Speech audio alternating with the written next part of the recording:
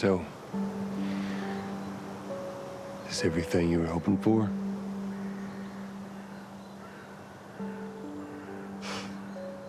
It's got its ups and downs, but you can't deny the view, though.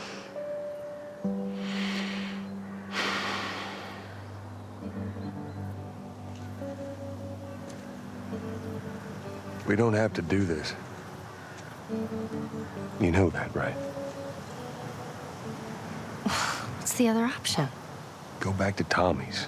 Just be done with this whole damn thing. After all we've been through. Everything that I've done. It can't be for nothing.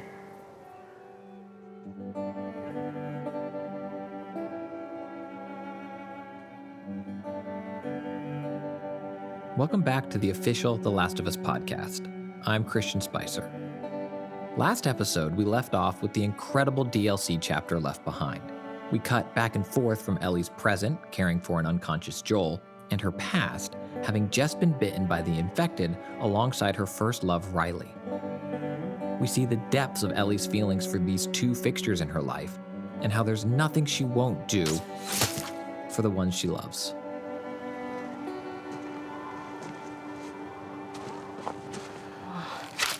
This won't last very long.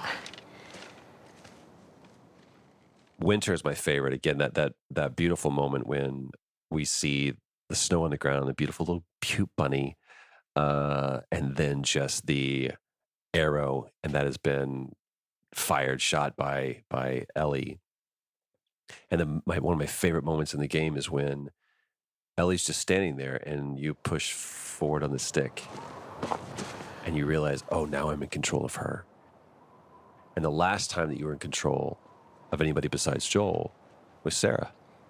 And so for that to come full circle. There was something really thrilling when we were focus testing the game. You know, we do these play tests weekly by the time we wrap up production to make sure people aren't getting stuck at areas and to find bugs.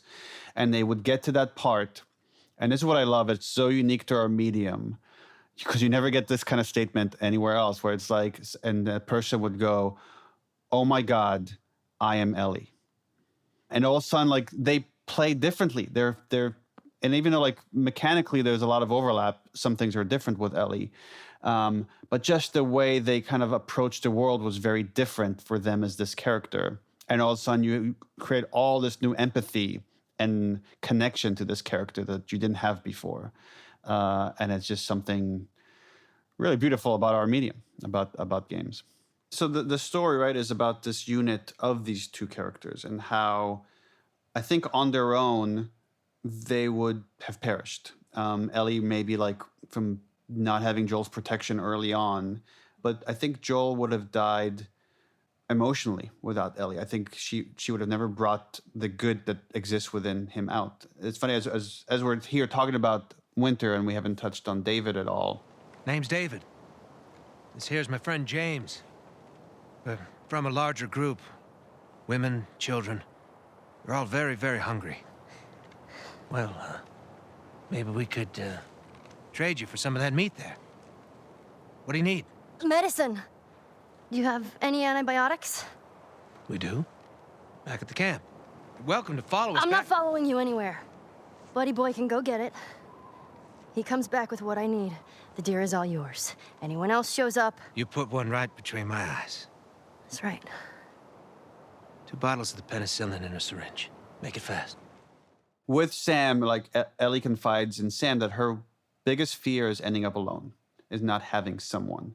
And here she finds herself in Winter alone. I mean, Joel is unconscious.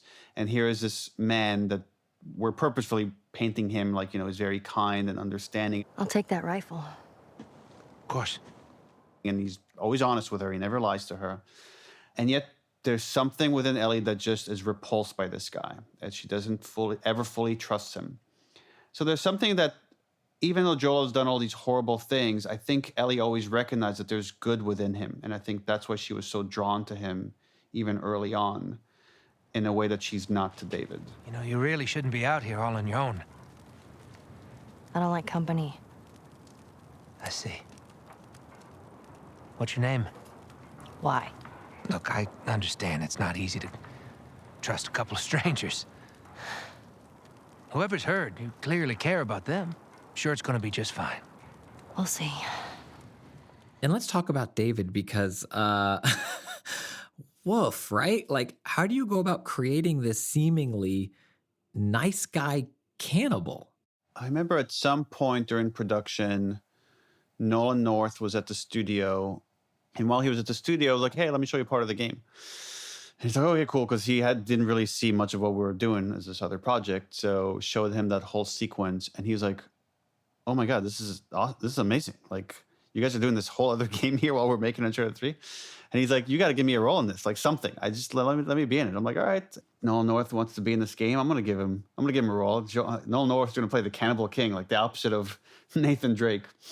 But actually, because he was put in it, I wanted to do him right by it. Like, I wanted to give the character interesting meat, interesting dimension. And I think it's because of that the character became a lot more interesting. And it was like, okay, how do you humanize a cannibal? That was a lot of the conversation I had with Nolan. I was like, I don't want you to play the bad guy. I want you to play someone that has to make difficult decisions to help his people survive. Of course, the one big flaw that this guy has is that he's attracted to Ellie as well. He doesn't have this cannibalism. He also has this other aspect. And we wanted to say he's got this, underneath all the facade of like niceness and good charismatic qualities that he has, there is something kind of brewing, and once like he can't have something, then he starts losing it. But we wanted to hold off on that as long as possible and present him as humanly as possible. So one of the tricks we have where like we want to get you to trust someone is to, okay, well, we have really tense mechanics. We have combat that like puts you on edge, that we could kind of ratchet up the difficulty where you barely survive, and you literally have to rely on David to survive a sequence. Hope you know how to use that thing. I've had some practice. No matter what, we have to keep them out. Nice shot, kid. You weren't kidding. You're a better shot with that thing than I am. Hey, kid, you all right? I'm fine. More clickers. Come on, doors this way.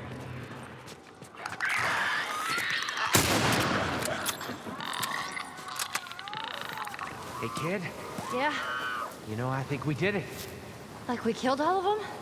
I'll check the bridge. No infected. No infected. What'd I tell you? All right, let's head on back. Check on that buck of ours. Well, you handled yourself pretty nice back there. I'd say we make a pretty good team. And that's where we came up with the whole kind of cabin sequence where all these infected are coming in, and you and David have to survive together. And he saves you multiple times in these very specific ways throughout that sequence. And you're like, okay, well, this guy maybe is not that bad, even though I'm getting like a weird vibe from him, but he can save me. And then, of course, he reveals who he is and that he's been in charge of these people that you ran into in the university and you fought and killed. Now, you see, I believe that everything happens for a reason. Sure. I do. And I can prove it to you. Now, this winter, that's been especially cruel. A few weeks back, I sent a group of men out a nearby town to look for food. Only a few came back. They said that the others had been slaughtered by a crazy man. And get this, he's a crazy man traveling with a little girl. You see, everything happens for a reason. But he doesn't hold Ellie responsible because Ellie's a kid, and he sees the strength that Ellie has within her, and that's part of the draw for him, is recruiting her, is like bringing her over to his people. Ellie rejects that. And then it was important to play Ellie protecting Joel, first by like being on horseback and drawing them away from the house where she has kept Joel unconscious and was giving him the medicine that she just got. Joel?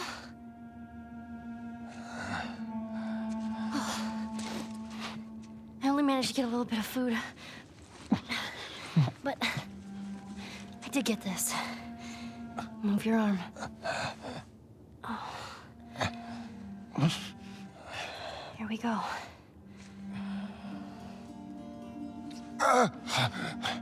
Sorry. Hold on. That's it.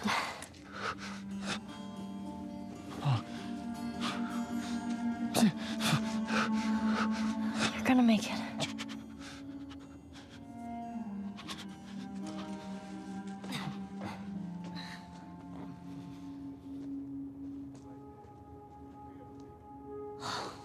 Fuck. They tracked me.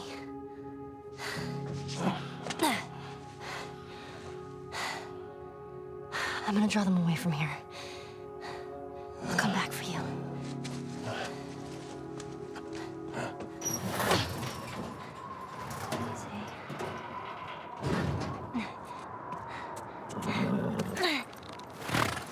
Go. There's the exit.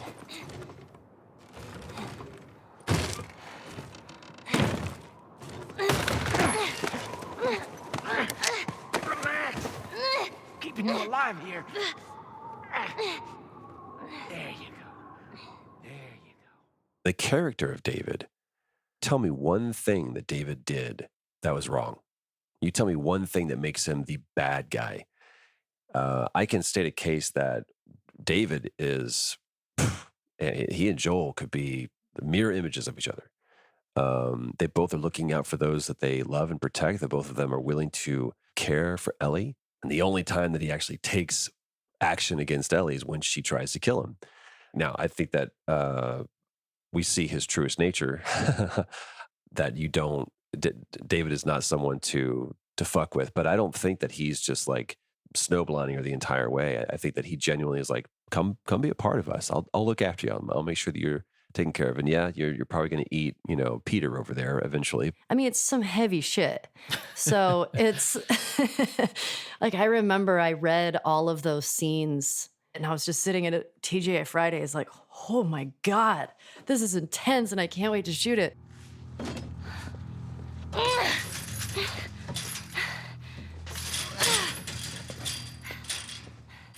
How are you feeling? Super. Here.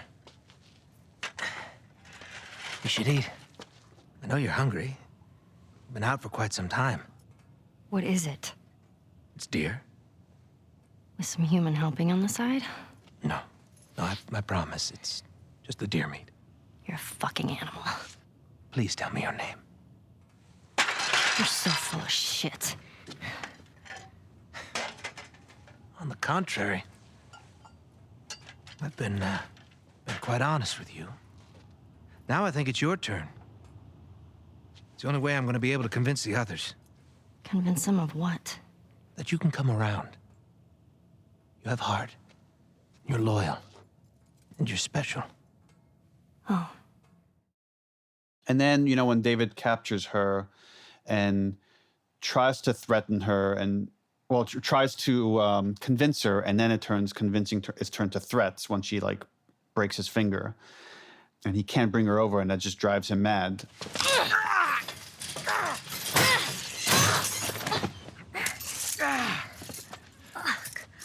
You stupid little girl.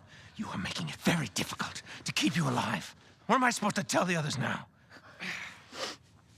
Ellie. What? Tell them that Ellie is the little girl that broke your fucking finger. Where did rage come from for you? Oh boy. 'Cause I imagine it's a different place than loss and hurt, or is it the same and it's just then unleashed? Boy, that's a good question. I think for me, and Neil and I kind of always joke about this, and not to reveal too much about myself, but I can be a very angry person. And that's an emotion for me as an actor that is very accessible for me. I'm not saying that's a positive thing, but I know that that comes from loss for me because it's this place in me that had someone taken from me too soon, and that rebellious anger is still in me. And I think it will always be there, and I kind of don't want it to go away because there are times where I feel like I want it there. And sometimes it's not great, but I think most of the time that's the part of me that is able to defend myself and stand up for myself in situations. Wakey, wakey. Come on. Let's go! I warned you. I'm infected! I'm infected! Really? So are you. Right there. Roll up my sleeve. Look at it! I'll play along.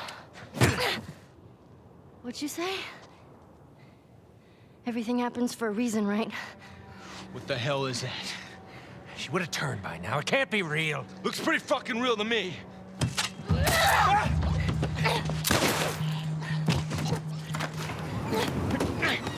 easy to track. How did you do it? It's all right. There's nowhere to go.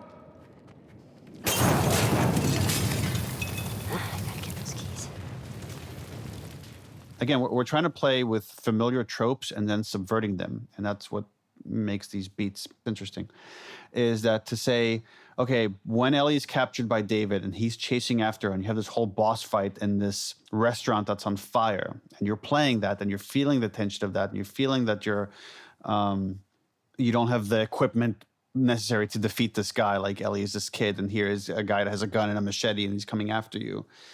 And then Joel comes back to life and you're playing as Joel. Oh, Christ. I gotta find her.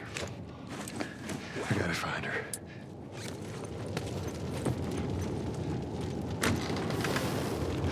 Holy shit. Ellie? Finding out where Ellie is, and you're feeling the tension of like, okay, I want these two characters to get back together. And we're jumping now back and forth at faster and faster rhythm, almost like some song that's picking up speed. That you're imagining, okay, here's how it's going to play out. Ellie's going to be just cornered by David, and right before he kills her, Joel's going to burst through the door and save her, and kill David, and then they'll be okay. But it was important for us not to do that, to say, no, Ellie's going to save herself. Like, she actually saves herself before Joel gets there. And actually it became more interesting that Joel saves her emotionally and not physically. That, again, those roles have shifted, where, like, in the past, Ellie was the more emotional, mature one and was able to lean on Joel, and now Joel is having to take on that role instead of the physical protector. That we saw that Ellie is just as capable. So it was important for you to play all the way through and feel that. So then we get to that moment where Ellie is, yes, she has shot people, but it has all been in a defense. But this moment, she got David, she incapacitated him.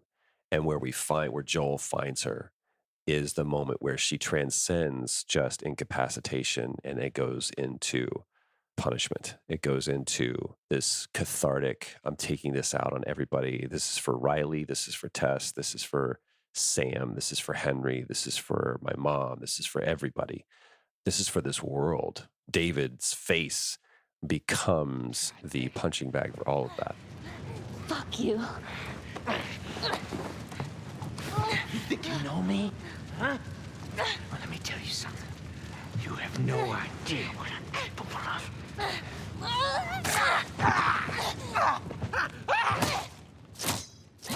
It was a part of her journey that she kind of needed to go through to see that she could take care of herself. And Ellie winning this battle shows that she can take care of herself without Joel. And we needed to see that. And the audience needed to see that. And she's taking all of the knowledge that she's learned from Joel and the life experience that she's had up until this point. And it shows how strong her will to survive is, that she just doesn't give up. I love that Joel is there for her, though, not to fight her battles, but to be there for her in the aftermath. Ellie! Stop! Stop! Fucking touch me! Okay, it's me. It's me. It's me. Look. It's me. He tried to... Oh, baby girl. It's okay. It's okay. Joel. It's okay.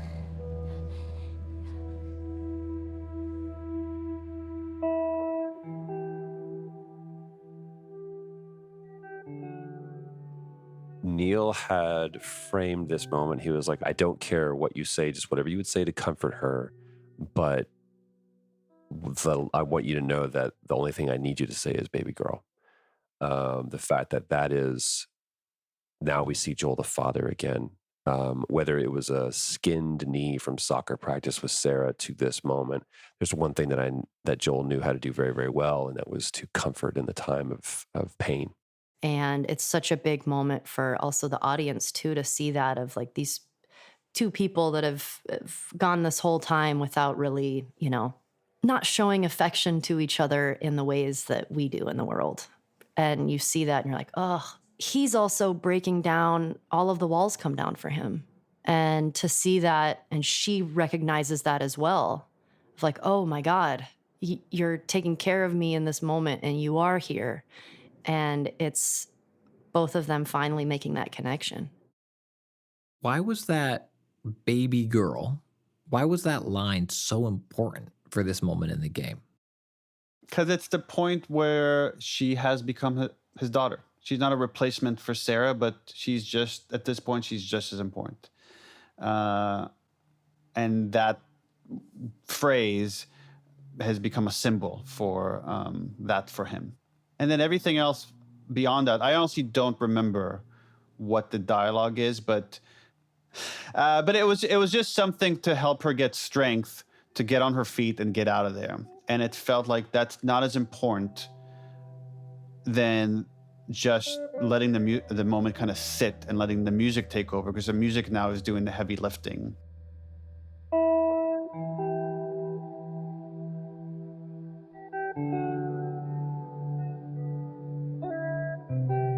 I remember we talked about Joel's watch and how that becomes a symbol for the player, so we don't have to have characters talk about things. We could direct an image, and then that takes your mind. The music is doing the same thing. So when Sarah dies, there's this theme that we end up calling All Gone that plays. And then we play it again here when Joel is embracing Ellie and says, baby girl.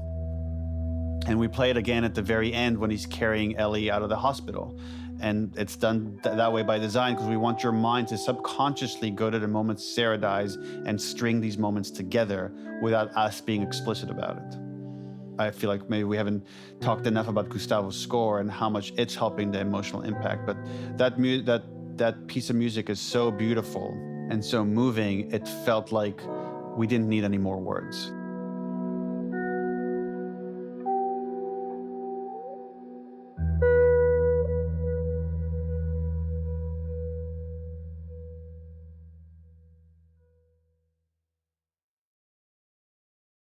My name is Gustavo Santaolalia, and I am the composer of the music for The Last of Us.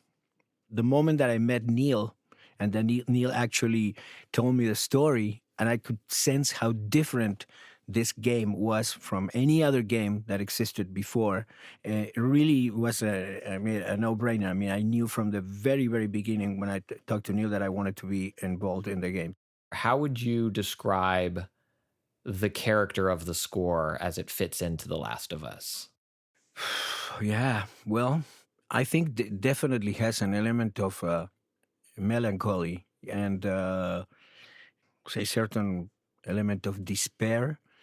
But I mean, confronted with this situation that really this sort of apocalyptic situation, there is a strong human element to the music, to an emotional human connection. But yes, I mean, I think the important thing for me was to have this emotional content that actually didn't go into simply something sad. I'm talking about especially in things like All Gone, for example, in that the particular theme.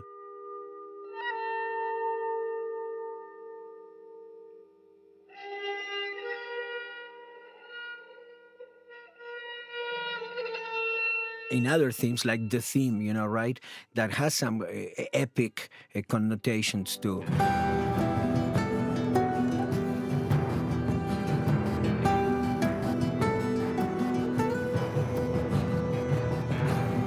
But more like a human epic, more like an epic of the everyday man, and not so like an epic of, I don't know, like a gladiator movie, you know what I mean?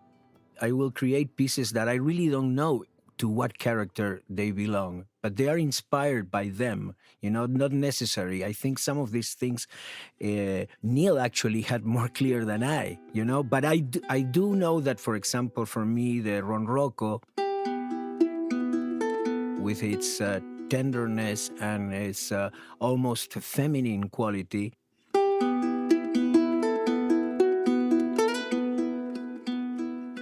I had a connection with the Ronroco with Ellie,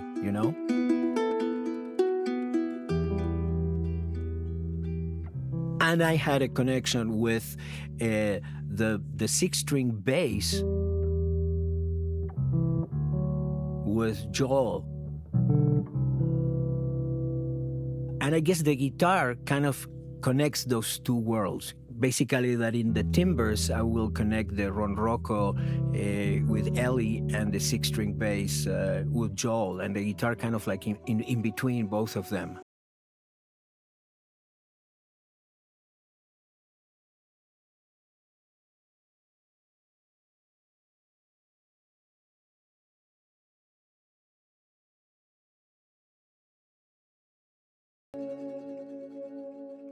I knew that it was going to be something, a very personal score. I mean, I think all my work has that element. But so the connection with the guitar and the Ronroco is a natural one. I mean, those are my main instruments. So naturally, I was driven to them. The thing is what to do with them. But the 6-string bass, that was a discovery because I've never used that instrument really before, and this is there's a whole breed of basses, modern basses, that have more than 4 strings. Usually, the bass is an instrument known for having 4 strings, right? This bass is a bass that comes from the 60s. It's a Fender bass 6-string that actually is an octave lower than a guitar. It's a very peculiar bass. And that was something that really wasn't planned. It just came by accident in a way because I didn't have a bass at hand. So that was a fantastic discovery because I've never used that instrument before. I mean, I have instruments that I get sometimes and they're there waiting for their moment. And that was definitely the moment for that instrument. But one of the things that I love about Neil's writing and Neil's conception, of the world, and this extends to The Last of Us 2 also, is this thing, about really creating real life people. And, people in real life are good and are bad too. They're not, usually, of course, there are people that are just truly only mean people, and, but in the general majority, we're all full of contradictions, and sometimes we can be good and sometimes we can be bad, or we can be good for some people and bad for others, with our actions and with our thoughts. And I think that's what makes these stories so rich. How did you look to incorporate those contradictions into the soundscape? Sometimes, I juxtapose something that can be very, very, very spiritual and very soothing with something that is very brutal, something that is very rough. You know, I love working with the roughness too. You know, the textures or sounds or noise. You know, I mean, one of the things that I love is to actually, you know, people try to avoid the noise of the amp, for example. You know, that you have the 60 hertz or something that is there. You know, or the noises in the guitar. You know, between notes when you slide from one note to another one. Those are things that I treasure. The same thing with mistakes. You know, the concept of mistake, I take it totally in a different light. For me, mistakes sometimes can be great assets. Mistakes, as somebody sometimes said, you know, can be hidden intention. I always pay attention to a mistake because a mistake can be just a mistake, or it could be, you know, a new route that you never could have imagined. So, in the juxtaposition of timbres that can be soothing and at the same time aggressive with another instrument, that those contradictions, the use of a full track, full of, you know, just packed with sounds to something that is absolutely avoid of everything and it's just one single instrument. The use of silence, the space, you know, it's a silence that becomes eloquent. All those things, I think, somehow express these contradictions.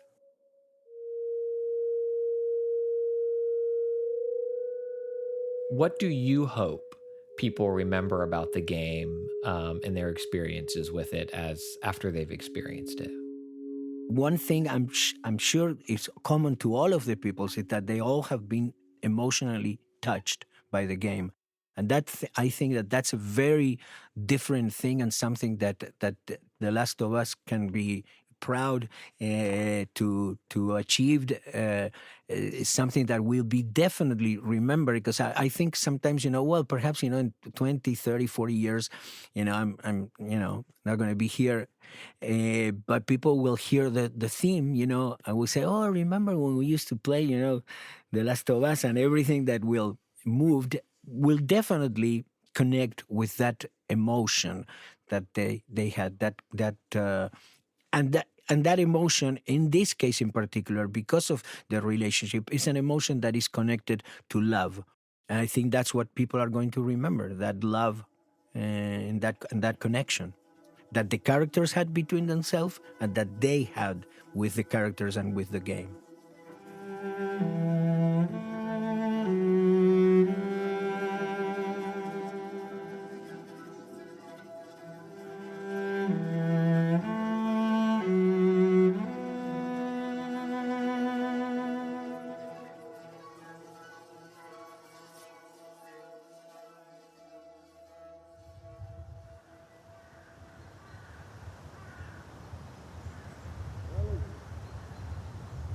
Ellie! Ellie! Did you hear me? No. What? Look, hospital. This is where we get off. Let's go, kiddo. You feel that breeze, huh? I tell you, on a day like this, I just sit on my porch, pick away at my six string. You know, once we're done with this whole thing, I'm gonna teach you how to play guitar. Yeah, I reckon you'd really like that. What do you say, huh? Ellie, I'm talking to you. Huh? Oh. Yeah, sure, that sounds great. Everything all right? Yeah, I'm fine. Yeah, you just kind of seem extra quiet today. Oh. Sorry. No, it's not. It's fine. Okay, turn the corner, because now we're about to go into a completely different place. The next section of the game is not so much about how Joel has changed, but now how Ellie has changed. Joel definitely demonstrates a different behavior. He's a little bit more optimistic and teach you how to play guitar. We're going to get there, and he's talking about all of the positive, optimistic things, giving her hope. Joel is finally speaking about the future in terms of hope.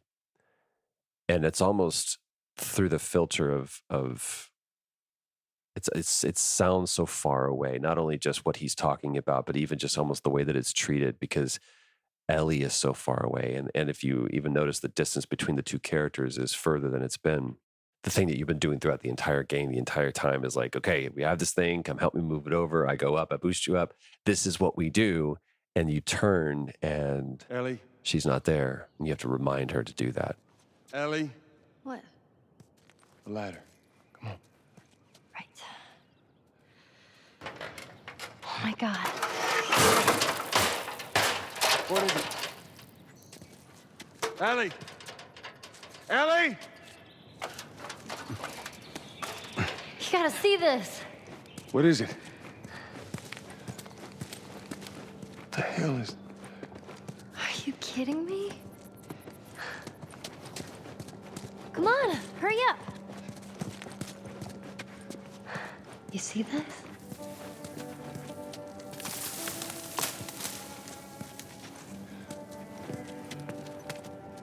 Shh, don't scare it. I won't. What are you doing? It's all right. Come here. Hey, fella. Hurry up, come on. Go on. Hey there. So fucking cool. Oh, where's it off to? Here, come on, let's go. Slow down, kiddo. Come on. Hurry up, come on.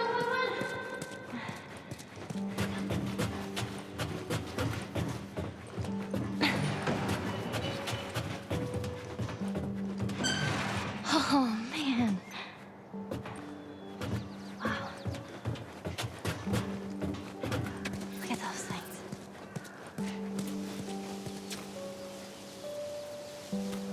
So, is this everything you were hoping for? It's got its ups and downs, but you can't deny the view, though.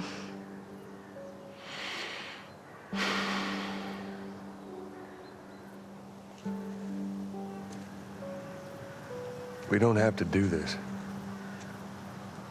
You know that, right?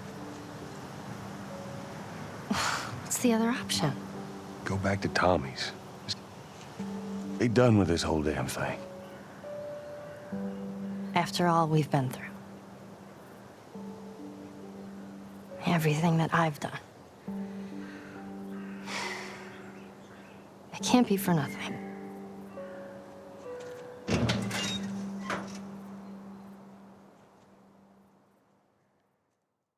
My name is Almudena Soria, and The Last of Us was my first game as an animator at Naughty Dog, so it's very special to me. I worked mostly on Ellie as a player, as a non-playable character, as well as the giraffe sequence. It's such an special game I think for everyone that worked on it. It was something kind of unexpected until people started playing it. Because we're so close to it, we, work many years on it, and until everything comes together with cutscenes, with dialogue, with graphics, lighting. Once you actually played it recently at home, and it's just like, it still holds up. A big part about what makes this game so special, I think, is that combination of the story and the technical aspects, like the animation and the things that you and the entire team brought to the table. And I'd love it if you could talk about how you think, the nuance and the animation and all of that contributed to the story, and then also how you think it brought everything to the table in terms of the entire experience. So for me, what we do with the animation is, first of all, we keep it grounded, because that's the type of game The Last of Us is. And keeping it grounded make the players feel more connected with the characters they're playing. That's definitely the core of the animation style we're going for. And then we try to make the characters look like what they're feeling. So starting with the sequence of the giraffe level, basically, we see Ellie that she has a very closed posture. She's holding the backpack. She's looking down. That transmits like what she's feeling. We created this gesture system for The Last of Us Part 1, which we still use now because it's really, really cool to create these moments. So for the animation as well, we want to As I say, we want the players to feel what the characters are feeling. And in the case of you're playing Joel at this time. So when you boost her, she's not responding. It's like, what's happening? You kind of probably feel a little frustrated. It's like, that's what he would feel like. Then you boost her and then she shoots off and it's like, what's happening? So Joel feels curious about where Ellie's going and the player feels curious too. And we talked about that moment where Ellie's kind of closed off and she's on her backpack and kind of, looking at the ground. I'm curious if you have anecdotes or insight on moments where it was the opposite, where Neil has described this first game as being primarily about love, and kind of how you and the team address showing that physically with Ellie as that relationship blossoms and grows. Yeah, we have a lot of moments. So after the giraffe sequence, we have this pretty heavy dialogue where Ellie brings Sarah, Joel's daughter that had been murdered. So that's very, very important because I feel Joel cares about Ellie so much is because he's suffered the loss of her daughter. So at that moment, Ellie say, "Hey, I have something for you," and she hands this picture of Joel and Sarah, which is, I talked in that moment, and Joel did too. I got something for you. Here. Maria showed this to me, and I stole it. I hope you don't mind.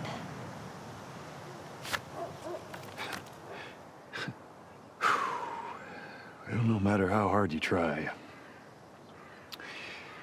I guess you can't escape your past. Thank you.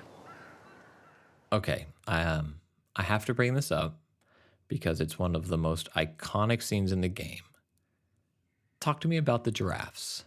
It was a very interesting evolution on that level. I remember when Peter Field, the designer of that level, we have level kickoffs in the theater. So every member of the team that is involved in that level, we get together and the designer present what the level flow would be like. So he started all sitting down and he's presenting this level, no combat, no traversal, and just giraffes. Everyone was very skeptical of that working because it's like, no combat, like nothing. All right. So he was a true believer. I think Neil was too, obviously. And once things started coming along together, everyone was like, oh, okay. It's an opportunity to give the players some rest, enjoy the beautiful overgrown environments, the wildlife that the lack of humanity, brings out there. And, I'm not sure why giraffes were chosen, but I think it was the best choice because it's such a majestic animal that everyone likes, and so unexpected that when you see it, you are really surprised. I'm curious how the game affected you and kind of what that experience was for you when it was all said and done. So the first thing I thought was like, I don't want to play any other game that is not like this one. Seriously, it's like living in the story.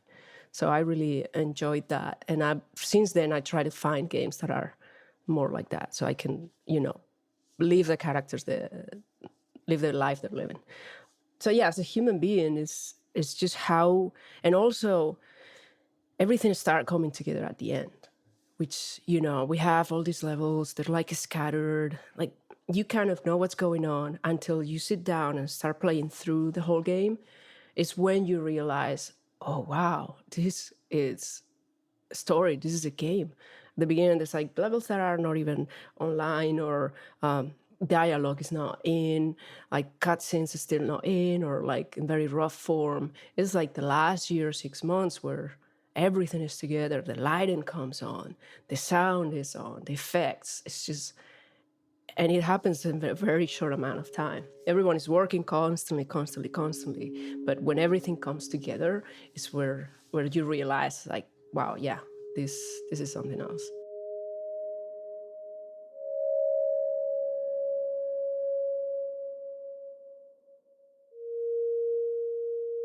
So Joel and Ellie make their way down the stairwell. Look, I know you mean well, but there's no halfway with this. Once we're done, we'll go wherever you want. Okay? Well, I ain't leaving without you. So let's go wrap this up. They're heading to the hospital. Well, this place takes me back. How so? It was right after everything went down. I ended up in a triage just like this. And everywhere you looked, you just saw families torn apart.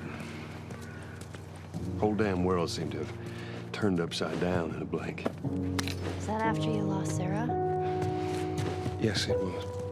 I can't imagine losing someone you love like that. Losing everything that you know. I'm sorry, Joel. That's okay, Ellie. This time it's gonna be different. I just know it. What do you mean? They're gonna be there. The Fireflies. I'm sure of it. They find themselves in a flooded tunnel, hopping from makeshift platform to platform, when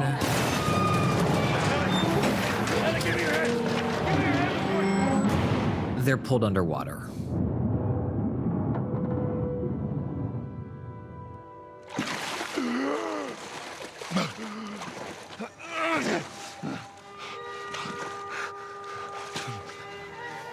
Hands in the air!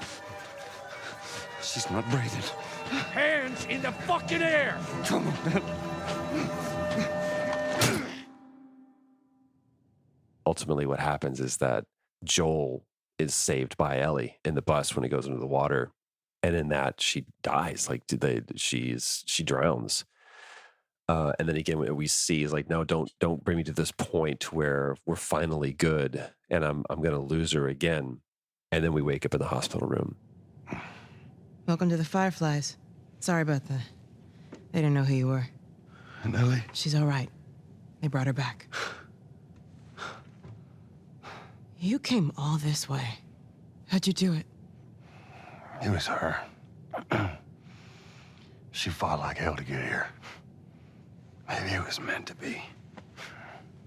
I lost most of my crew crossing the country. I pretty much lost everything. And then you show up, and somehow we find you just in time to save her. Maybe it was meant to be. Take me to her. You don't have to worry about her anymore. We'll take care I of her. worry. Just let me see her, please. You can't. She's being prepped for surgery. And then, of course, the whole revelation of that this plot was always designed to be like that. You basically just transported our sacrificial lamb. So you didn't have to save her. You know, we're gonna kill her anyway. The girl could have gotten here dead or alive.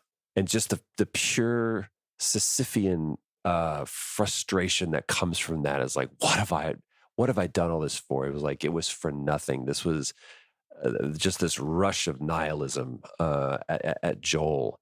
But now he has stakes in it. Now it really matters. And it's like, all right, you guys done fucked up. Like this is, you have awoken the beast because you have activated now every part of me. The hell do you mean surgery? The doctors tell me the cordyceps, the growth inside her, has somehow mutated. It's why she's immune. Once they remove it, they'll be able to reverse engineer a vaccine. A vaccine.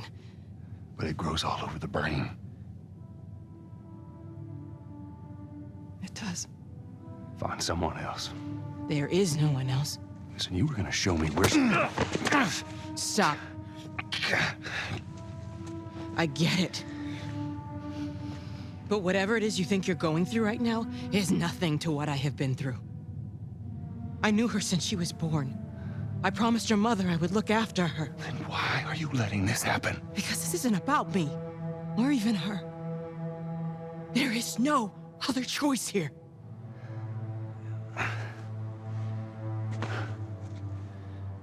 Yeah, you keep telling yourself that bullshit.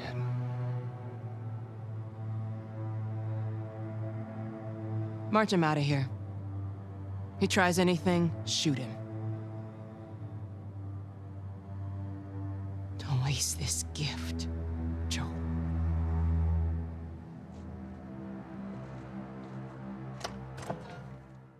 Marlene and Joel, their similarity is that they both care for Ellie. And Marlene were revealing that knew Ellie's mom and made this promise to Ellie's mom that she would watch over this girl. And now she has to go back on that promise in order to fulfill the Firefly's whole kind of objective, which is to restore mankind. This is the thing that she's dedicated her life to, means killing the daughter of someone she cared about. I know Marlene didn't know this is the consequences of bringing Ellie here. She is surprised by that as well.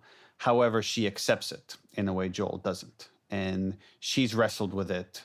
And now she's already by the time Joel shows up in the hospital, she's already come to terms with that decision, which is why she feels like she makes the mistake of keeping Joel alive, because she sees here's the one person in this hospital that could understand what she's gone through, except he doesn't, because he doesn't agree with her final decision. But her mercy is what actually ends up killing her. And I guess her other sin is that she didn't run this by Ellie. Like, neither one of them, they're both playing the protective parent that it thinks they know what's best for this kid and the world. But neither one of them is asking the kid, what do you think is best for you?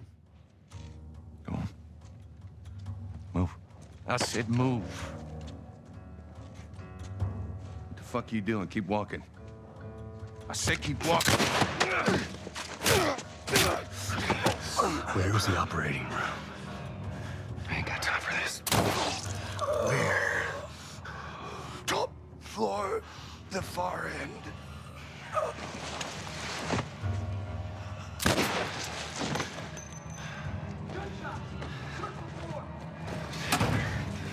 That should buy me some time.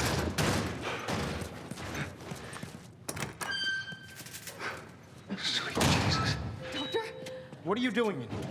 Don't come any closer. No! You fucking animal! Carrie, shut the hell up. Come on, baby girl. I got you. I got you. Oh, shit. Shit. I'm getting you out of here, girl. I got you. I got you. I got him in my fight. I said get back! Hey, stop!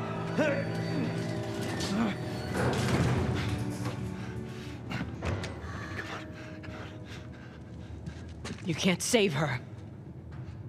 Even if you get her out of here, then what? How long before she's torn to pieces by a pack of clickers?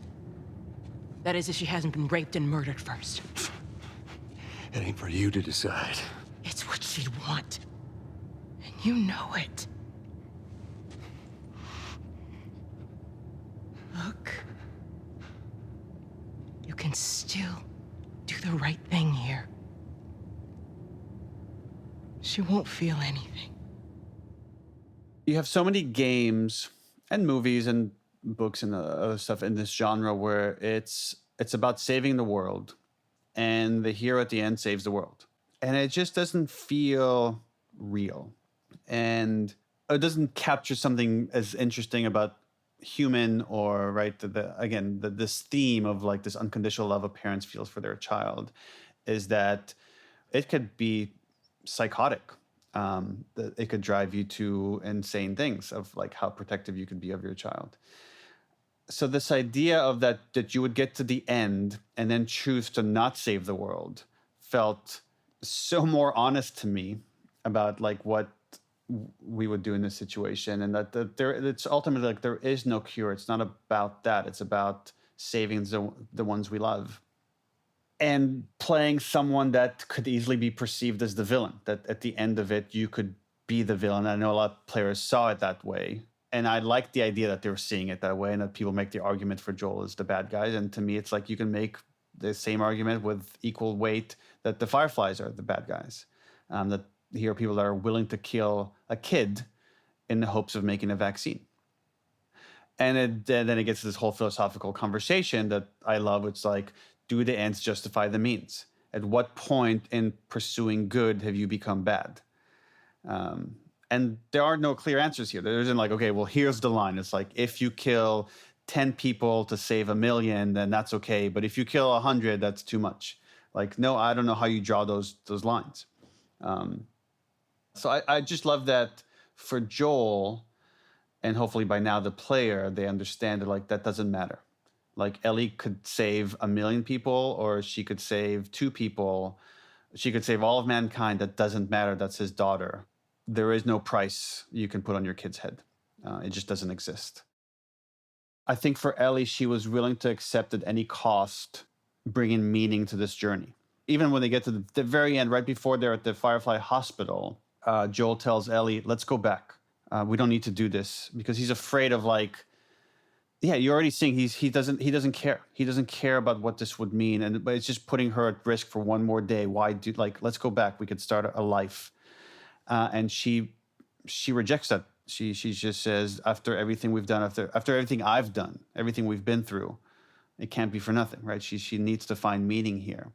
And she ultimately, well, whether she does or doesn't, I guess it's a little bit open to interpretation, but she's left not with what she thought this would lead to, right? She thought this would lead to a cure. And then she wakes up in the car and is told there is no cure.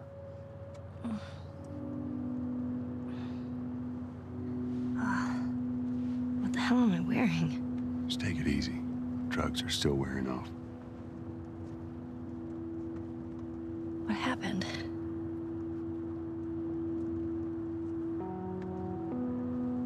We found the fireflies.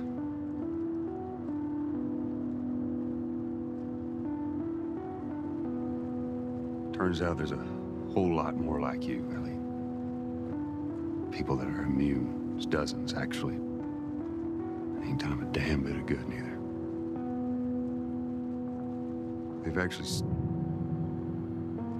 They've stopped looking for a cure. I'm taking us home. I'm sorry. When I first played through the game, I was like, oh, I absolutely would have made the same decision as him. And when I played through it recently, I was kind of able to see for the first time why so many people were not shocked by his decision, but couldn't believe what he did. And whereas before I was like, how? Who would not do that? You know, for me, Ashley, I don't think I would do anything differently than what Joel did. I don't have any kids, but I have 7 nieces and nephews. And if this happened with any one of them, there's no way I would leave them on that table. I would steal them and kill every single person that was in my path to save them. But I don't think I would lie to them. I think that is where the fault was with Joel, but I get why he lied, because he can't live with her being disappointed in him. And I think he knows that she'll be upset and possibly never forgive him. And I think that's the same part of himself that pushes people away. You know, he lives his life with a lot of rules and sets up these parameters to protect himself. And he still is doing it until the end. But I think he has realized, wow, here's someone in this world that I care about, and they care about me.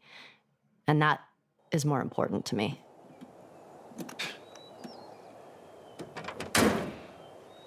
Well, looks like we're walking. All right. It's actually kind of pretty, ain't it? Yeah. Don't think I ever told you, but Sarah and I used to take hikes like this. I think the two of you would have been good friends. I think you really would have liked her. I know she'd have liked you. I bet I would have. Oh. Just a little bit further now. Hey, wait. Back in Boston, back when I was bitten, I wasn't alone. My best friend was there, and she got bit too. We didn't know what to do. So, she says, let's just wait it out. You know, we can be all poetic and just lose our minds together. I'm still waiting for my turn. Ellie. Her name was Riley, and she was the first to die. And then it was Tess, and then Sam. None of that is on you. You don't understand. I struggled for a long time with surviving. And you, no matter what, you keep finding something to fight for. Now, I know that's not what you want to hear right now. Swear Belle, to but me. Swear to me that everything that you said about the Fireflies is true. I swear.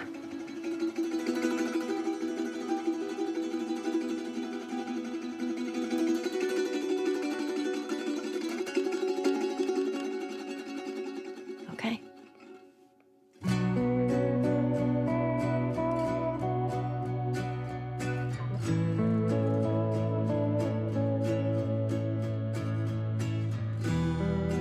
I think Ellie wants to know the truth, right? Which is why she's been mulling this question, this idea of like that she wants to make Joel swear to her that he's telling the truth because something definitely feels off to her. But then she also got this thing that she's been looking for the whole time, is like someone that's not going to leave, someone that's going to love her unconditionally. And can you reconcile those two things? Can you be with someone that has wronged you in this way, or that has lied in such a way to make you lose trust? And there's this, again, this whole philosophical debate of how far are you willing to go to protect your child, as far as Joel's arc. And this idea of taking him to the end of the line, like what's the most extreme act he would have to take? Because every time there's an obstacle, like, right, characters will take a path of least resistance. Whatever the least they have to do to achieve their goal, that's what they're going to do. So you put an obstacle, so they have to take a more extreme choice, and another obstacle, they have to make more extreme choice. Okay, now he's like, Tess has died. He sacrificed that. Okay, now he's sacrificing his safety. Okay, now he's sacrificing. He opens himself up to loss in a way that he hasn't before. So he's starting to sacrifice himself. Okay, he's sacrificing all of mankind to say, okay, where do you go after that? It's like, oh, he's willing to sacrifice his relationship with her to save her. That's the ultimate sacrifice that he could make. It's like he's lying to her, knowing that this could be it. She might never trust him again, but he's got to do that so she doesn't go back to that hospital and try to get the cure.